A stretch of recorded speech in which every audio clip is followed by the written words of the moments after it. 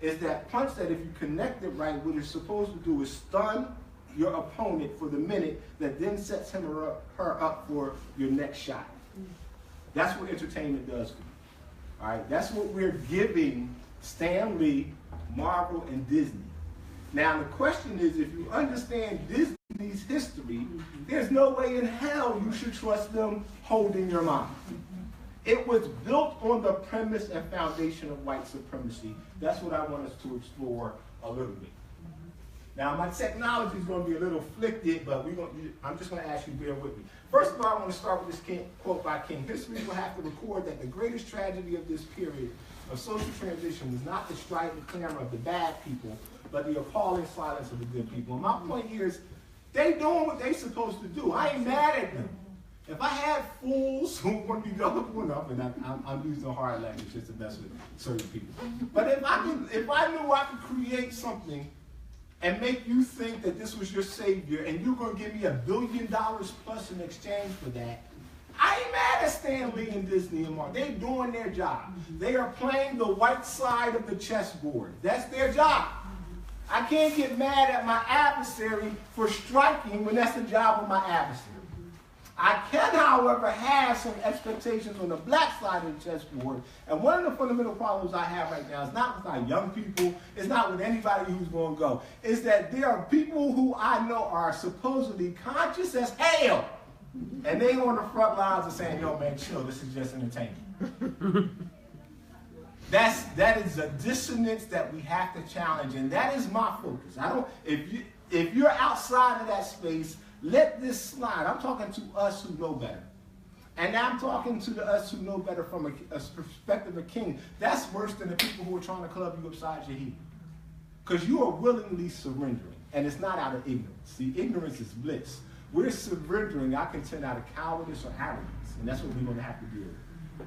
So I want to set the tone for, and I'm hoping this is going to be a challenge in here to make this work in a particular way, but I just want y'all to understand what our grandparents had to endure at the hands of Universal and Disney on their journey forward. And if it doesn't work, then I'm just going to have to babble through that.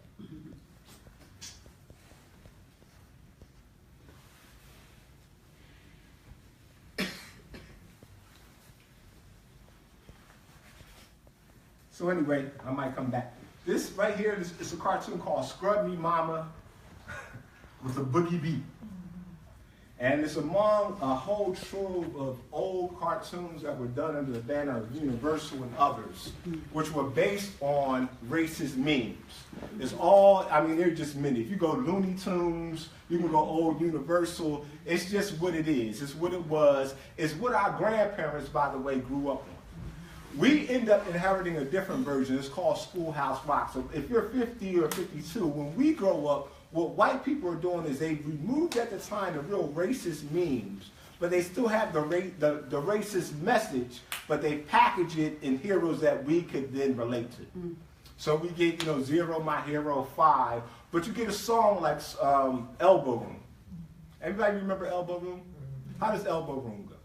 Sing it if you remember it. Got to get me some elbow room. What's the song about? Colonization of the United States. Talk it through, because that's what the song is about. But when you're watching it, you don't know that. You don't get that. When he's watching it, he don't get that. Many of us still mumble and sing Elbow Room now. What's the song about? Walk us through the song. Because if we don't get that, it's going to be very hard for us to transfer and understand how that same process is going to work coming forward. So the song is Elbow Room, Elbow Room. Schoolhouse Rock was a rhyme. It was a catechism. I'm using that word intentionally. Schoolhouse Rock was based on the concept of catechism. Does anybody understand what a catechism is? See, because this is my point to you. We're walking into a war unarmed. We think we're equipped more than we're equipped with.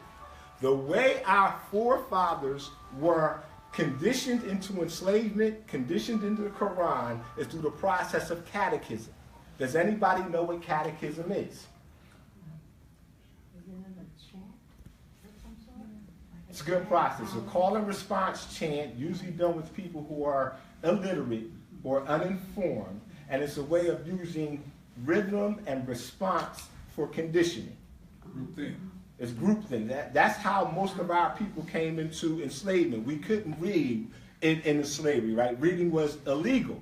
So the master would stand and have himself or someone else talk about who's the greatest of them all. And we responded, J-E-S-U-S, Eagles. Oh, sorry. Sorry about that. That slipped out a little bit. But catechism. And so what Schoolhouse Rock did is use the concept of music and catechism and song. So instead of you really kind of being taught something, you were sung something. And then in singing it, you sing it and you go with it, but you never really paid attention to what you were saying because catechism wasn't designed for deep thought. It's designed for call and responses. It's designed for you to regurgitate. So, you know, the song Schoolhouse Rock is, Elbow Room is essentially about the fact that Europeans had to come over and colonize America because there wasn't enough elbow room in Europe. And then when there's not enough elbow room here in America, they get to colonize the moon or Mars. So the last part of the song is the moon or bust, in God we trust, there's a new land up there.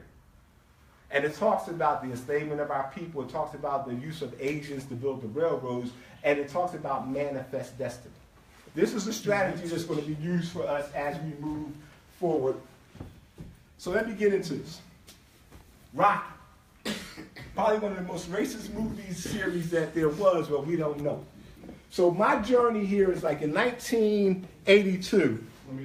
Rocky 3 comes out. Rocky starts in about 1976. I don't know if y'all know this, but Rocky actually won the Academy Award. It wasn't a really good movie, but it won the Academy Award because it told a particular story that was important to white masculinity. Rocky was down and out. He represented the down and out white man, down and out on his luck. And they were mad. Who were they mad at? They were mad at this new aspiring rising Negro with all that swag, you know, that swag y'all love about Obama. Apollo Creed was probably one of the first black characters outside of the exploitation movies to really show swag. And so he was the world champion. Rocky fights him in the first Rocky. What happens? Lost. They both knock each other down. Apollo gets up first. Rocky loses. That's the second. Rocky loses in the first one. Yeah. Then they rematch the second one. And then they both do that swing at the same time. They both fall. Then Rocky gets up and he wins. He becomes the world champion. Right? Everybody clear? What happens in Rocky 3? He gets killed. Apollo gets killed. Not yet. That's That's 4. That's 4. No, Mr. T is in What's 3? Russian. What's the theme? All right, so this is the test right here. I want us, because one of the things I'm going to say to you, and I'm not going to do this wrong, when you walk into Black Panther, you're going to be seduced by the glitz and the glamour and the spectacle and the costumes and the black beauty. You're going to see some Wakanda. They're going to give you some scenes that are going to have Adinkra symbols on the arches. You're going to get black kente cloth up your ass. They're going to give it to you. They're going to give it up, and you're going to feel all proud and, oh, look at myself on the screen, oh, Chadwick Boseman, oh. I'm guaranteeing you in the movie you're going to get a scene where Chadwick Boseman as T'Challa does something that's going to remind you of Barack Obama. I guarantee you he's going to say something or do something that's a sign and an homage to Barack Obama. He's going to flick something off his thing. He's going to play basketball. He's going to say something because his job, he's a continuation. He is a continuation. Y'all going to think I'm crazy. It started with David Palmer on 24. It moved to Barack Obama, and it is now moving to T'Challa. There's a mantle that's being passed that we need to pay attention to. And it is what happens when you honor white supremacy. And more importantly, we as black people from America don't even understand the yoke-doke that's being happened. Because number one, black men from here in the comics always play the sidekick. Falcon is the loyal ass-kicking sidekick to Captain America. And the War Machine is the loyal ass-kissing sidekick to who? Iron Man. Iron Man. And they're both brothers from here. Yeah. T'Challa, not from here, from Africa. Just like Obama, not from here. Lineage goes back to Africa. Gets to come in and assume a higher mantle. He gets to walk in an authority and a sovereignty that neither of those two brothers would ever be able to touch. Understand there's a reason that that's at play, because Obama's presidency was never about black people in America. It was always a cue and a signal to global white supremacy through AFRICOM, about the role of the traitor African to help white supremacy conquer Africa again. That was Obama's role. So understand, when you watch this movie, when you watch T'Challa and his alliance with the CIA agent, when you watch the Civil War in the movie, the Civil War is really about what? What's the core battle? Take all the pomp and circumstance out the way. What is the core battle going on in Wakanda?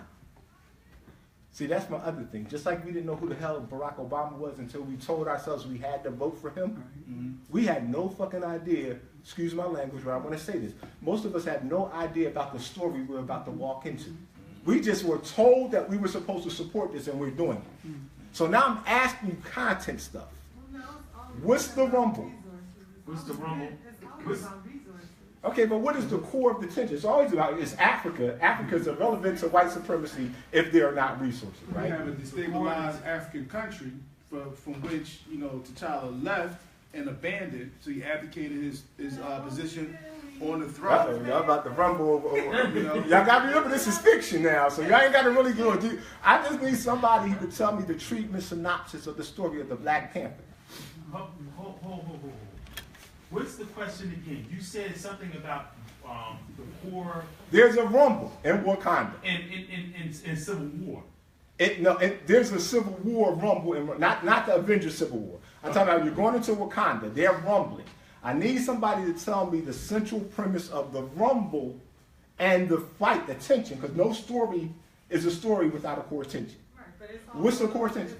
I mean, if you're just talking about I think you're talking about two different things. Y'all want me to be. I'm asking a very simple question. Outside of the Avengers, because it's an ongoing story, and it is about resources. Right. It's about a. But what's the rumble? We're clear it's about the resources. Rumble is the fact of the matter is that the king, T'Chaka, is dead. Right. Thus, they need a new king.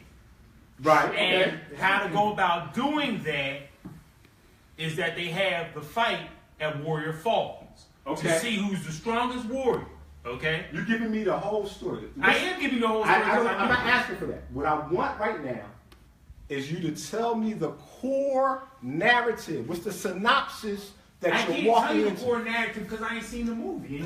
But my point is, okay, whether you've seen the movie or not, you know the story. The story is, I guess what you're trying to get at is the core is you have a white man who wants that resource, and he creates this struggle between the king, because he is the king when his father died, and his family sent him away until he became a man to come back and rule. Where they send him to? They sent him to but the that's not. States. These blanks are important. They send him to the United States, both London and so he's trained in Europe and America. Right. Is this based on the comic book, or is this based on a core comic book, and it's a backstory to the film as well. Because I want to go back to his father. What's his father's, the core tension between his father and the brother you're going to see in the movie Killmonger? His father. Actually, his name is Eric Stevens. His father. What's their core tension? And Jaka's father was a rebel who actually was best friends with King T'Chaka. Yeah. And thus, Jaga's father had differences with his father. Stop. Thus, What's he the tried difference? to commit a coup. Don't skip over this, because again, this is the core story, bro. And this is why I got to understand. What we're walking into is a Europeanized, stylized conversation about the way that they've conquered Africa since the Berlin Conference. It's the same. So if you've seen Planet of the Apes, if you've seen X-Men, you've seen Black Panther. Okay. Because it's the same rumble. Okay. White supremacy don't change its playbook. They run the same play until we stop it. What is the rumble? It's an old African conversation that has been happening forever. Delinking versus acculturation. Adjustment versus delinking. So in T'Chaka, his position is what? So we're talking politics, because we're walking into a political movie. We're walking into a movie that is designed to create us to have an allegiance to a political position about the recolonization of Africa. That's what Black Panther is about. Let's go back. I want you all to hear this. That's what Obama's presidency was about. That's what in 1992, when Joseph LeCar and John LeCar declared The fundamental purpose for white supremacy right now is we have to engage in the recolonization of the African continent. It is the biggest fight in the world right now. It's what Europe and China are battling over. Of course, like the sister said, resources. You're about to walk into a movie just like Rocky III, where it was designed such that you found yourself cheering for this guy wrapped in the American flag at whose expense? In Rocky 1 and 2 is at the expense of Apollo Creed. In Rocky 3, Apollo Creed joins with. He gets co-opted by Rocky and America to stand against who? Clubber Lang. Clubber Lang, the nigga. Yeah, The black. So our Black Panther, the thug, the bro from around the way, privileged Negro, couples with white supremacy to defeat the bro. That's the, if you said what's Rocky 3 about, that's what Rocky 3 is about. Then Rocky 4 is about privileged Negro taking the L on behalf of white supremacy, running to the front line, and what he thought was going to be an exhibition. That's why this is important. He went into the Rumble thinking it was an exhibition. The Russian boy was like, I'm whipping his ass. And the Russian boy kills him. Then Rocky gets trained by Apollo's trainer to redeem now. In Rocky 3, his fight was against the nigga. He brought the nigga into his game plan. And now in Rocky 4, him in allegiance with the nigga and nigga culture can now stand against internationally Russia. I want to break this down because you're going to now walk into this movie. Let's go back. T'Challa's father, T'Chaka, what's his position, particularly as it relates to the use of vibranium in that country? What's his position? Because again, vibranium is cobalt, vibranium is diamonds, vibranium is gold, vibranium is, the list could go on, right? This is an old African colonization story we're about to walk into that's been stylized for 2018. It's designed to make us cheer for our enemy and hate our allies. Just like X-Men is designed to make us support Xavier's mutants who want to love and be co-opted and get along with everybody against the mutants who said they hate us though. Every time I look up, they're trying to kill us. Why would we want to ally with them?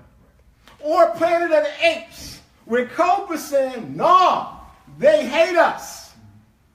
Cobra, Clubber, Magneto, they're the same people. And so when you move up here, the person you're going to hate, his position is leaving white folks alone. We got everything we need. His plot was like, we don't trade with them. And T'Chaka was like, autarky. We don't mess with them. T'Chaka was like, what? What's the position? Let's talk it through. What's his position? Y'all don't know? To open themselves up to the world. That's what.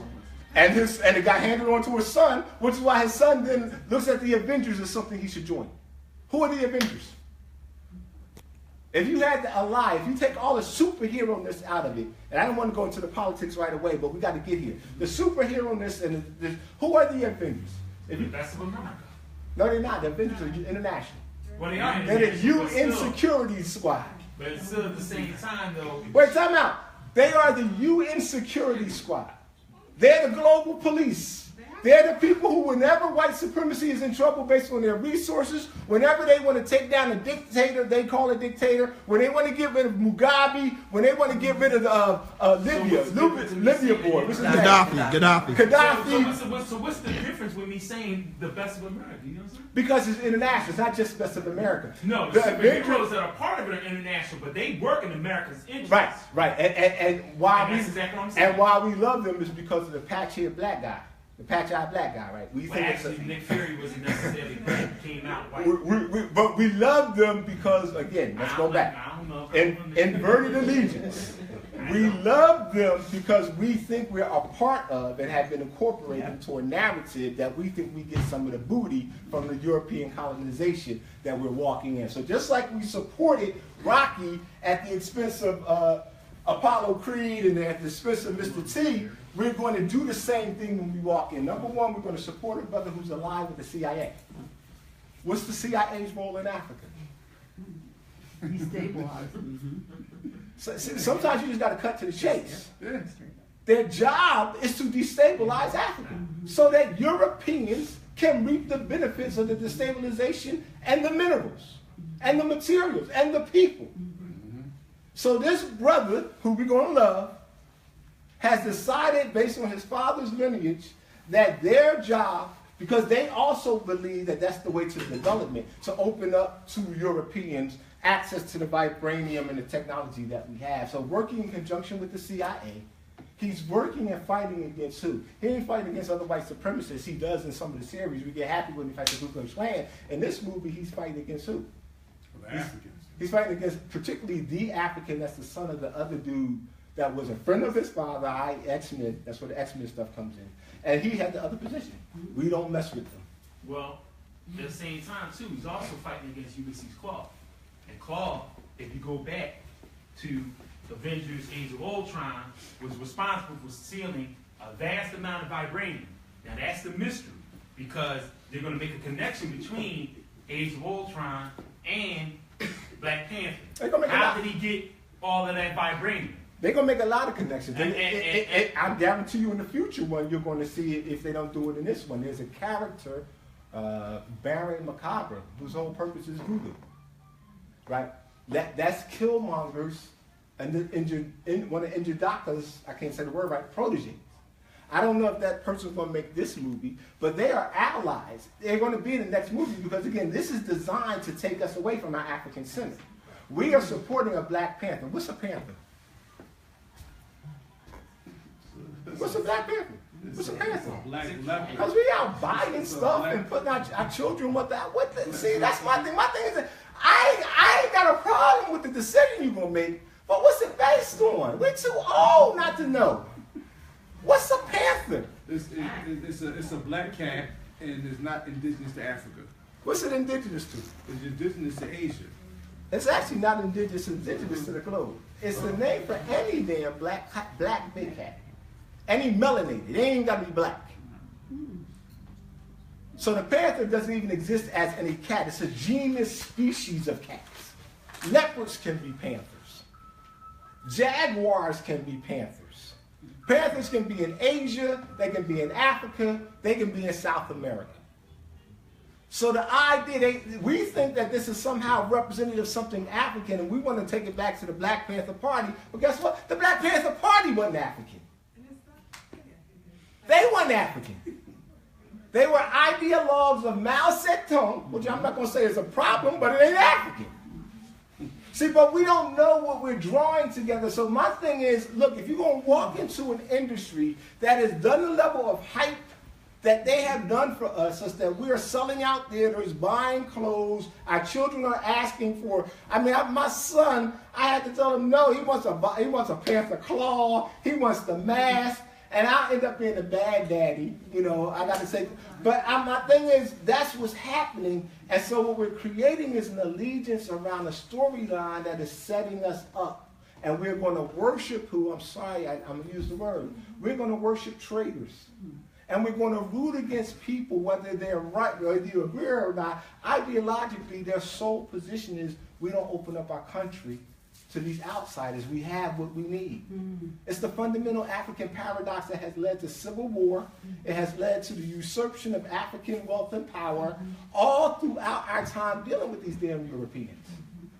And we're going to cheer for a dude who sided with the CIA. Can we run down the list? I'm just asking everybody in this room, starting from up here, name one person y'all know the CIA killed. Name an African you know the CIA killed. Because I want you to understand, when I say we're spitting in the face, let's get there. I want this one, because when I say we're spitting in the face of our ancestors, I want to make this concrete for you. That when we walk in there and we do this, there's blood, there's history.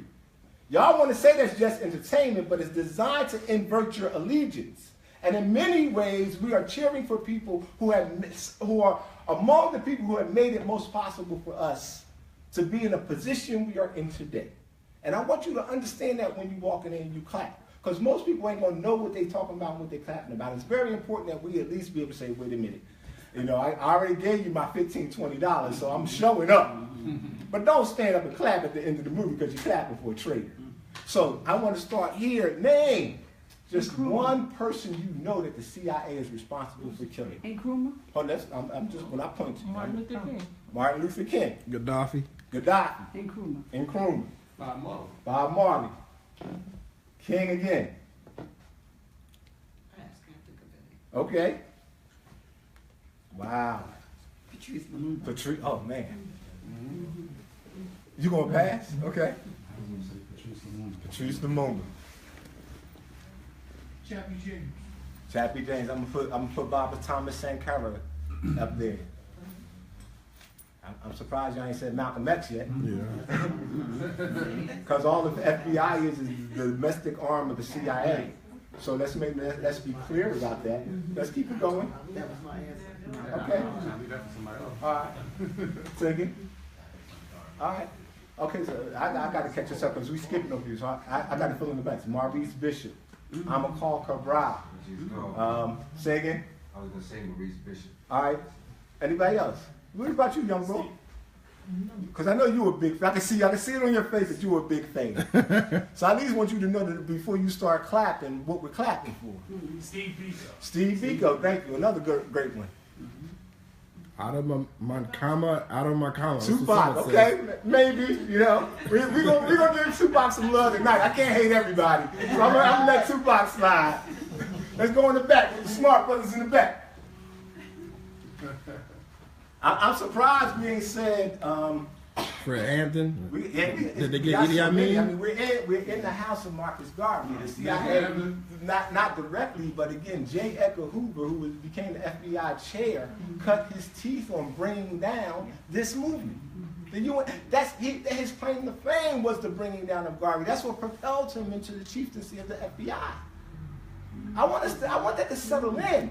Because we're going to be in there like, oh yeah, go to T'Challa. Woo, he did that side kick and he flew off the car and he did this and the white boy helped him. That's what we're cheering. That's the inversion. So when people ask me, why you tripping? I'm tripping because ever since Rocky III, I understood, wow, at the end of that movie, I remember that it was Memorial Day. I'm in New York. And at the end of the movie, Rocky beats Clubber Lang. And I found myself standing up clapping. And as a boy of 17, I said, how the hell did that happen? The black people in the theater are clapping because Rocky beat Clubber Lang. Mm-hmm. And that's when I began to understand it's more than just entertainment, because I had sat down for almost 2 hours and I let them take my aspirations into my mind and come among my brain, take hold of my thinking, and within 90 minutes they inverted my allegiance. They created Clubber Lang as such an imagery that I disassociated from him, and I cleaved to Rocky. So it's that man, when he wins at the end, had the audience standing up clapping. That, if we're not careful, is what we're going to walk into next week on Friday. And I contend to you that as we're in the midst of a war, both domestically and internationally, where white supremacy not only wants our resources, they want our mind, they want our attention, they want our allegiance, they want everything they can get from us. They want our culture. Y'all saw them unveil the bust of Nefertiti, right? So in the name of just entertainment, I want us to remember that Ringling Brothers and Barnum and Bailey, this is where they started with the Ubangi savages and putting on display captive Africans who were enslaved here in the early 1800s. I want us to remember that Venus Hottentot and her ass used to be on display for the entertainment of white supremacy when we say it's just